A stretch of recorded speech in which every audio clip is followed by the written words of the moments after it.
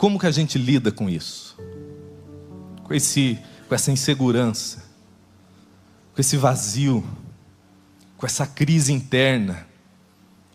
Entenda, toda crise conjugal, ela é precedida por uma crise existencial.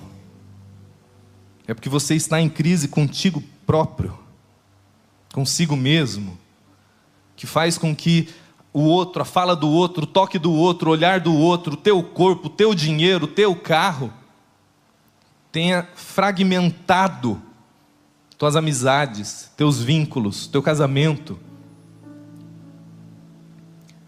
E nesse mesmo texto em Filipenses 2, Paulo vai dizer assim: a maneira que nós vamos tratando essa condição é lidando com a mesma atitude de Cristo Jesus, com humildade, com amor sacrificial.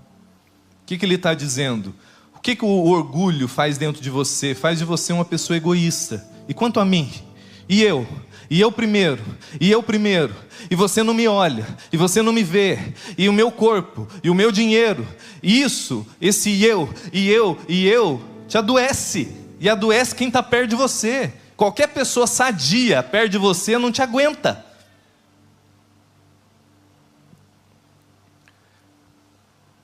Quando a lógica do Evangelho, a atitude que vai quebrando esse padrão doente, viciado nos teus vínculos, é você aprender a caminhar com essa atitude de Cristo, de humildade. E humildade, meu irmão, não é essa visão que você tem, uma pessoa humilde. Você imagina alguém pobre, que não abre a boca para nada, que engole tudo, que mal vestido e não tem opinião. Não, essa pessoa não tem a ver com um olhar depreciativo de você próprio. Não é você, não, pode você. Geralmente pessoa assim, não é uma pessoa humilde, é só uma pessoa insegura, que não consegue dar a opinião dela. Humildade, segundo Jesus, a gente tem na encarnação de Cristo a nossa referência. Jesus, que é o humilde dos humildes, sabia dar opinião mesmo que o negócio entrasse no caos. Sabia dizer não, sabia dizer sim. Humildade tem a ver com uma relação segura e profunda, quando o seu orgulho, esse vazio de glória passou a ser tratado dentro de você. Lembra que eu falei? Toda crise relacional, toda crise conjugal, toda crise do seu casamento é precedido por uma crise existencial, é uma crise de identidade, é uma crise do seu próprio valor, que quando você começa a tratar isso, a se permitir ser tratado sobre isso, e isso a gente não trata de modo legislativo, onde eu digo assim, seja humilde. Mesma coisa eu falar para alguém, pare de ficar ansioso. Não é tem a ver com algo dentro de você que vai precisar começar a ser tratado. Essa insegurança, esse desespero de achar que o teu marido, teus filhos, tua carreira tem que prover para você um senso de identidade, de valor, de significado na sua vida. Entender que conflitos vão acontecer, discordâncias vão acontecer, que você vai ter que ter conversas difíceis. A minha esposa é campeã, hoje não tanto, mas era meia-noite, ela falava, eu queria falar. Eu falei, mas meia-noite? Ela falou, é a hora que eu dei conta. Então tá bom. Você vai ter que conversar. Você vai ter que ter conversas difíceis. Mas o que faz a gente ir para as conversas difíceis com pedra nas mãos, disputando quem está certo, querendo destruir o outro, mesmo que o outro é teu marido, a tua filha, não é a questão que você está querendo resolver. É a sua insegurança, é o seu orgulho, querendo se curar naquela vitória burra. Daí você grita. Já viu aquela pessoa que fala assim, aquele ali é seguro, porque ele chegando, fala, resolve tudo no grito? Não, pessoa segura não faz isso. Pessoa Um discípulo de Jesus seguro não lida assim. Alguém que tem que vencer no grito é alguém profundamente inseguro. A pessoa arrogante, aquela que trata os outros de cima para baixo, é uma pessoa profundamente insegura e que precisa sentir que está te depreciando para se sentir bem com ela própria. E essa quebra adoecida do nosso interior, para que a gente deixe de ser conduzido e controlado por orgulho, pela essa vanglória desesperada na nossa alma, é quando a gente vai aprendendo e vai se descobrindo no amor de Deus, deixando o Evangelho lidar com essas questões dentro de nós, que no momento que você está conversando, que você percebe que aquilo está fora do normal dentro de você, você perceber, fala, não, o problema não é a opinião dela, o problema não foi o olhar dele, o problema é que eu estou deixando a minha insegurança, eu estou deixando o meu orgulho controlar o meu casamento, os meus vínculos, as minhas amizades, e isso está me adoecendo, e por consequência está adoecendo as minhas relações. E quando isso começa a ser tratado, tem um negócio piscando para eu parar ali, já vou parar, calma. Quando isso começa a ser tratado dentro de nós, Paulo vai dizer em Gálatas 6, longe de mim me gloriar em qualquer outra coisa, senão na cruz do nosso Senhor Jesus Cristo, aonde o mundo foi crucificado para mim, e eu fui para o mundo, porque agora o que importa não é ser homem, mulher, grego, judeu, gentil, nada, mas ser nova criatura. O que ele está dizendo ali? Essa angústia, essa insegurança que nós carregamos, passa a se curar, se tratar e param de nos controlar. Quando a gente começa a aprender que a cura por esse ego frágil nosso, essa insegurança essencial em nós, não é olhar mais para o nosso umbigo, mas aprender a olhar para a cruz, para a ressurreição, para Cristo, para quem somos nele, para quem Ele é em nós, entendermos que nele nós somos validados, amados, seguros, redimidos, e quanto mais a sua mente, o seu coração vai se educando no amor de Deus, não é que os seus conflitos fora vão sumir, não, é que os conflitos dentro vão começando a se pacificar. Não é que eles somem, não é imunidade, não, você percebe, e você desmascara a sua alma, você fala, é isso, é por isso que eu estou tão irritado, é por isso que isso me desestabilizou. Eu lembro uma vez que eu estava com umas pessoas que tinham errado comigo, e eu estava certo, esse é o problema.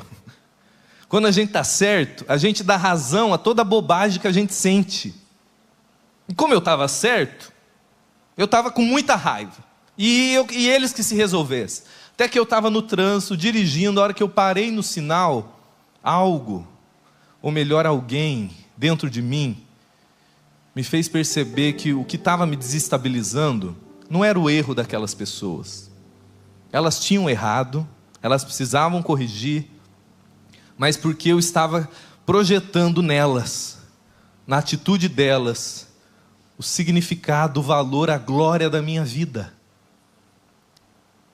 E você não vai dar conta de discutir com a sua esposa, você não vai dar conta de ter uma conversa difícil com o seu marido, com o seu amigo, com a sua mãe, se você chegar e não perceber que talvez o que está tensionando aquela relação não é a questão que vocês precisam resolver, mas o lugar distorcido de significado que a sua alma projetou naquilo. E quando você deixa e começa a aplicar o Evangelho, encharcar a sua consciência, olhar e falar, minha alma, se lembre amada, segura, em Cristo, com a glória de Cristo em você, e você começa a encharcar o seu ser com essa nova realidade, não é que as questões somem, mas aquilo vai distensionando para que você dê conta de ter as conversas difíceis. Não é natural, meu irmão. O nosso natural é instinto de guerra. O bicho mamífero que você e eu carregamos gosta do enfrentamento para a guerra. Mas, meu irmão, nós fomos chamados para andar no espírito, para ser genuinamente humano, não apenas um mamífero funcional, mas humano, forte e força. Não é quem vence a guerra no grito. Vou terminar com um exemplo. Segundo seminário que eu fiz, se correu que o diretor do seminário estava na secretaria e uma mãe chegou e falou assim: a minha filha vai estudar aqui, mas a minha filha tem um temperamento forte, ela não leva desaforo para casa, ela resolve tudo na hora, ela fala o que dá na telha, e se bateu, levou. Ele olhou para ela e falou: minha irmã, sua filha não tem um temperamento forte, ela é fraca. Pessoas fortes se controlam. Pessoas fortes sabem qual a hora de falar. Pessoas fortes sabem que o que está me gerando essa raiva, essa ira, não é proporcional com a realidade. Então eu não vou resolver agora, eu vou esperar um pouco e depois eu falo. E isso não acontece por se eu jogar 1 litro de óleo na sua cabeça. Não. Isso acontece quando a sua alma vai se embebedando com a água da vida, com a glória de Deus. É o Espírito Santo em nós que vai tratando esse orgulho vaidoso, egocêntrico. Quando você vai entendendo que é porque você projetou em outras fontes, no teu casamento, na tua filha, na opinião de terceiros, no olhar do outro, a sua própria validação. E quando você vai não apenas reconhecendo isso, mas deixando a sua alma se encharcar dessa consciência que o rio de vida está em você, que o Rei da Glória te habita, que você está nele como uma nova criatura, que você conversa não para ganhar, mas porque você ama a verdade. Isso gera uma atitude de Cristo, humilde. Eu queria que você ficasse de pé.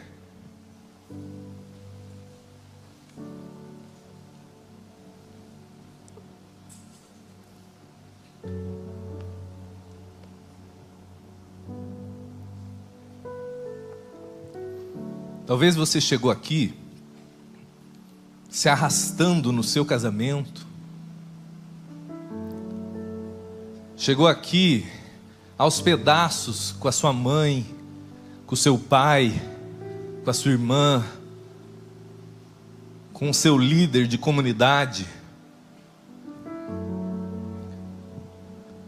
E isso fez com que, sem você se dar conta, barreiras se criassem dentro de você, e você dorme quase com um inimigo. Você senta à mesa com um adversário.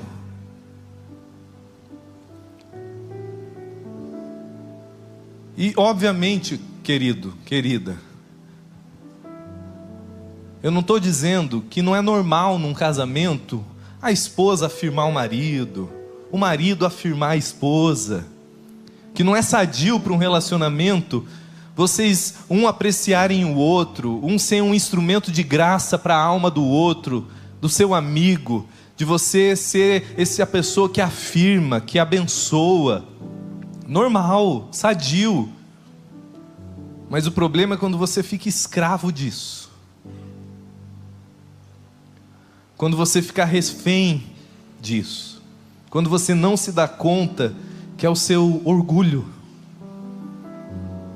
que é um modo vanglorioso, orgulhoso, egocêntrico, que está te adoecendo, e adoecendo o teu casamento, tua relação com a sua mãe.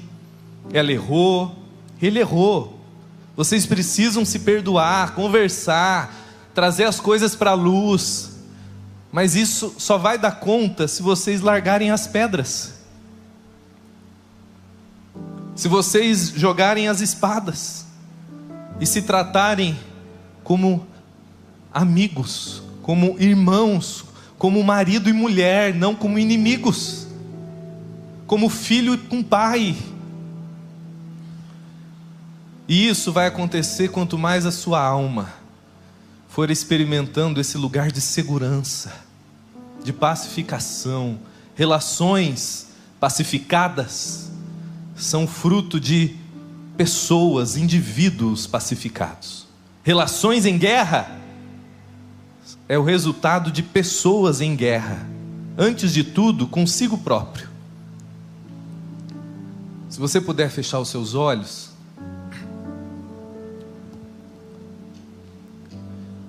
enquanto a gente vai cantar um pouquinho, onde você vai reconhecer junto comigo que talvez o que está adoecendo o seu casamento, suas amizades, essa insegurança não tratada dentro de você, é esse vazio de glória, que quanto mais você reconhecer que Cristo é a glória eterna, a água da vida, a fonte absoluta que supre você, que diz quem você é, que te afirma como filha amada, que te afirma de que você não precisa competir, se comparar mais, porque você se sabe nele, amado, seguro, perdoado, redimido. E isso vai distensionando você. E intencionalmente você se gloria na cruz de Cristo, nele, em quem Ele é para você e em você, por você. Senhor Deus, aqui está a tua igreja, meus irmãos amados, tantos casamentos machucados, tantas amizades esfaceladas, tantas famílias fragmentadas, e é só o teu Espírito em nós que pode nos levar para esse lugar de cura, para esse lugar de segurança. Abre os nossos olhos para que não nos vejamos mais com essas lógicas mundanas, mas com a lógica do teu amor, da tua cruz. Em nome de Jesus, Senhor. Eu queria fazer uma oração com você, que talvez percebeu-se assim, entendendo que a sua crise conjugal, relacional, familiar, é antes de tudo porque você está em crise dentro de você. E o que você precisa hoje é fazer essa admissão honesta, de olhar e falar: Cristo é o Senhor da minha vida, Ele é a fonte que a minha alma sempre buscou, ansiou, tropeçou. Se você quer fazer essa oração entregando a sua vida a Cristo, não para uma comunidade, não para uma religião, mas para a realidade da nova criação, e crescer na realidade de ser um filho de Deus, cada dia mais seguro, cada dia se sabendo mais amado, eu queria te encorajar, se você puder vir aqui na frente, que nós queremos orar com você, abençoar a sua vida, anotar o seu nome. Amém, amém. Se você está aí se sentindo constrangido, ou ficou muito tempo com um ranço de religião, e deseja fazer esse ato de reconciliação, não com uma instituição religiosa, mas com o próprio corpo de Cristo, com a própria vida de Deus, vem aqui na frente. A gente quer orar com você, a gente quer abraçar você, como seus irmãos, não melhores, não maiores, seus irmãos, nivelados pela graça de Deus. E a igreja, se você puder, levante as suas mãos abençoando esses irmãos que estão aqui na frente. Pai, eu entrego cada um deles, e esse ato da tua igreja de levantar as mãos, impondo as mãos sobre cada um deles, esse ato de acolhimento que diz: nós somos um em Cristo. Esse ato só acontece porque antes de tudo o Senhor os escolheu, o Senhor os chamou de seus, os redimiu, morreu por eles, e que eles possam viver essa experiência de glória em glória a partir de hoje, Pai. Em nome de Jesus, nós consagramos e cremos que um novo tempo, uma nova realidade de vida começa para cada um desses irmãos. Não por uma mudança religiosa, mas porque uma nova natureza, uma nova realidade de vida começará a transbordar no coração deles, como um novo tipo de ser humano, que eles foram criados para ser em Cristo. Em nome de Jesus, Pai, nós oramos e abençoamos. Amém. Você pode aplaudir a Cristo sobre a vida deles? Amém, meus irmãos?